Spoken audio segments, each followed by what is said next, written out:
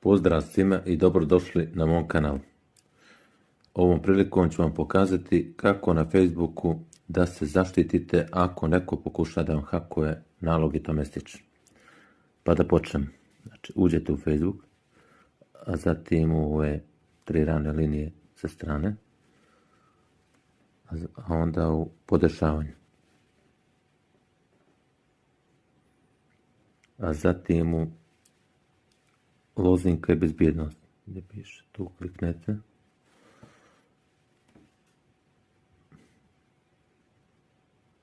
A onda u lozinka i bezbjednost.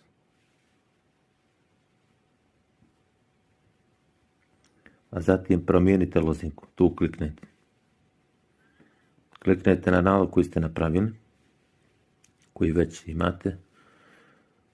I sada, znači, da bi promijenili lozinku, trebate da ukucate ukoliko želite trenutnu lozinku koju imate tu, a uglavnom ako želite da promijenite, to jest novu da napravite, znači, kliknete na ovu nova lozinka i tu napravite, znači, lozinku novu kako bi se zaštitili. A onda zatim je ponovo unesete ovdje potvrdite.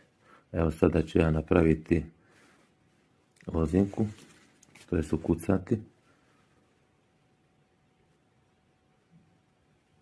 Evo ja sam ukucao, znači, šifru i trenutno sam stavio, možete i bilo koju ukoliko se ne možete sjetiti vaše koja vam je bilo.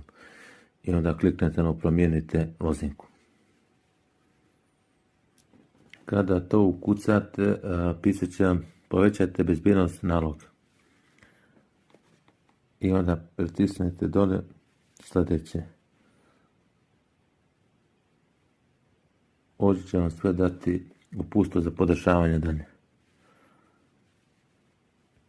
Znači samo kliknete na ovo sljedeće. Ovdje ukucate kod koji vam stigne putem Facebooka. Onda kada to prihvatite, kod će vam biti poslan, ima da izaberete, znači, ili putem vašeg maila ili SMS-om. I taj kod ukucate, zatim će vam tražiti da unesete vaš broj telefona. Ovaj broj telefona će biti omogućen za dvostruku potvrdu identiteta i prijavljivanje. I možda ćemo ga koristiti i za zaštitu zajednice preciznog praćenja broja korisnika. Znači, ako bi dvostruko da se zaštitite i ostalo, znači, ukucate broj i slijedite sva dalja uputstva. I to bi bilo to što se tiče ovog klipa. Nadam se da vam se svidio, zapratite me na ovom kanalu radi još videa koji će biti objavljeni. Pozdrav, do gledanja.